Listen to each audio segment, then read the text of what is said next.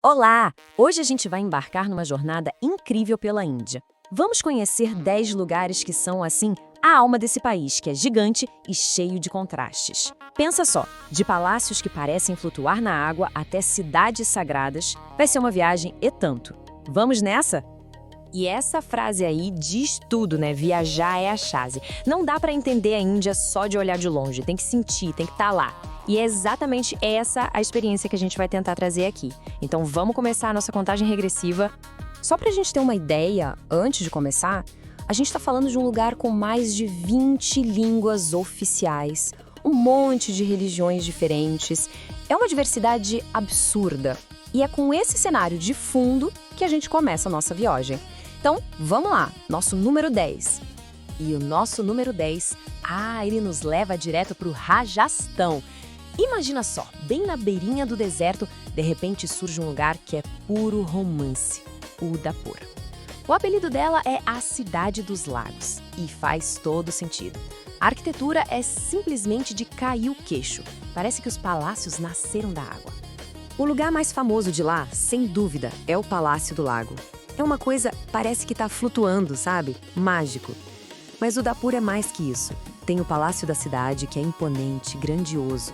E se perder pelas ruazinhas antigas, pelos bazares, nossa, cada cantinho tem uma história. É como entrar num conto de fadas mesmo. Ok, agora a gente sai desse clima de romance de Udaipur e sobe pro norte. Nosso destino? O coração espiritual do Punjab, Amritsar. Fica ali, pertinho da fronteira com o Paquistão. É lá que fica o lugar mais sagrado da fé Sikh. Um verdadeiro tesouro. Bem no centro da cidade fica o Templo Dourado. A imagem dele refletida no lago sagrado é uma paz que não dá nem para descrever. Para entrar é um ritual de respeito. Tem que cobrir a cabeça, tirar os sapatos. E do lado de fora o contraste. A vida fervilha nos mercados, é uma confusão de cores, sons, cheiros, incrível. Agora a gente vai subir, mas subir muito. Nosso 8º lugar fica lá no alto, no que chamam de Teto da Índia, na região da Caxemira. O nome é Ladakh. A paisagem é de outro planeta. Pensa num lugar de montanhas áridas, uma beleza selvagem, a uma altitude enorme. Parece que se chegou em outro mundo. O grande lance de Ladakh é a natureza, sabe? Aquelas montanhas gigantescas, o céu de um azul que raramente se vê. A cidade principal é Leh, e lá tem um palácio do século XVII que é a base para explorar tudo. E o que mais tem para ver? Mosteiros budistas. E não são quaisquer mosteiros, eles ficam pendurados nas montanhas. É uma cena impressionante. Bom, do ar gelado e rarefeito lá do alto, a gente vai fazer uma mudança radical. Mergulho direto no calor tropical da costa oeste. Chegamos em Goa. Aqui, o ritmo é outro. É uma mistura muito particular da Índia com uma herança portuguesa. E o resultado? Praias espetaculares que atraem gente do mundo todo. E o legal de Goa é que tem praia para todo tipo de pessoa. Quer agito? Candolim é o lugar, cheia de resorts e movimento. Prefere uma vibe mais tranquila, mais alternativa? Aí tem Anjuna, com suas feirinhas famosas e a vista para o Forte de Chapura. Agora, se a ideia é aquele visual de cartão postal, sabe? Aí é Palolem, uma baía perfeita cercada de natureza. É o paraíso. Nosso número 6, agora a gente mergulha de cabeça na agitação do norte da Índia. Bem-vindos a Delhi, a capital. É uma cidade gigante, uma metrópole onde o super antigo e o super moderno se trombam o tempo todo. É um caos? É, mas é um caos fascinante, que não se esquece mais. Um bom ponto de partida por lá é o Forte Vermelho, uma fortaleza de arenito do século XVII. É impressionante. Quando se passa pelo portão de Lahore, pronto, parece que se viajou no tempo.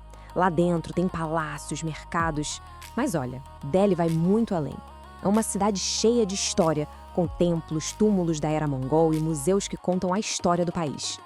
Chegando no nosso top 5, a gente vai agora para Maharashtra, para ver uma coisa que é difícil de acreditar que foi feita por mãos humanas. Imagina templos e mosteiros inteiros esculpidos direto na rocha.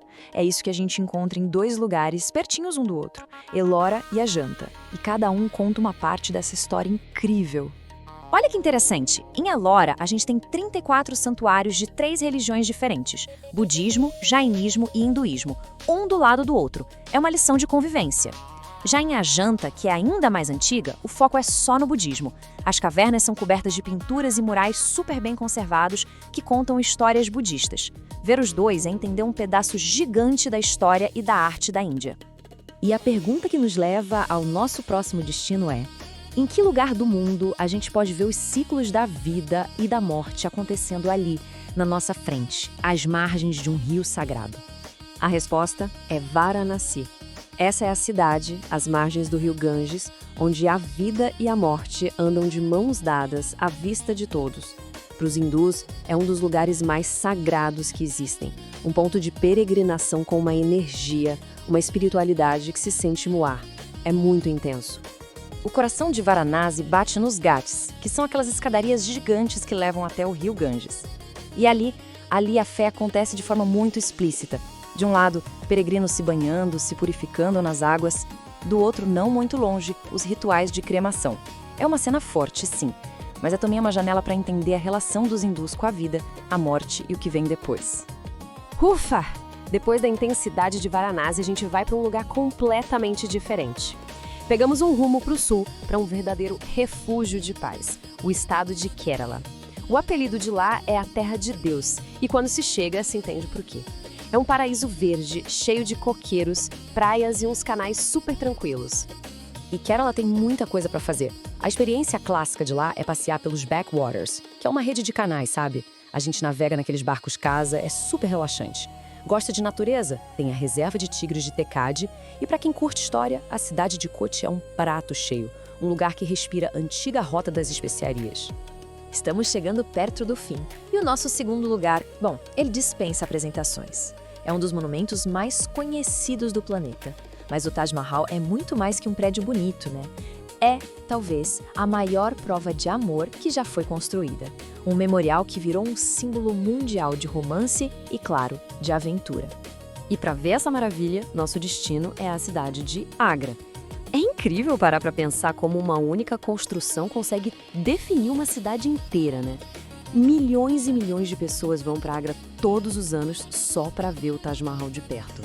E olha, nenhuma foto faz justiça. Estar ali, na frente daquele mausoléu de mármore branco, é outra coisa. Mas aqui vai uma dica. Antes de ir direto para o Taj, visite o Forte de Agra. É uma fortaleza enorme da era mongol e é das muralhas de lá que se tem a primeira visão do Taj Mahal, aquela silhueta no horizonte. É de arrepiar. E chegamos! O nosso primeiríssimo lugar, o topo da lista. E para isso, a gente volta para o Rajastão para conhecer a capital, a vibrante, a colorida Jaipur. Uma cidade que foi toda planejada e é cheia de tesouros arquitetônicos. Jaipur tem o apelido de Cidade Rosa e é a verdadeira joia da coroa do Rajastão. O que faz dela o número 1 é o conjunto da obra, sabe? Se tem o Forte de Amber, que é gigantesco, lá no alto de uma colina.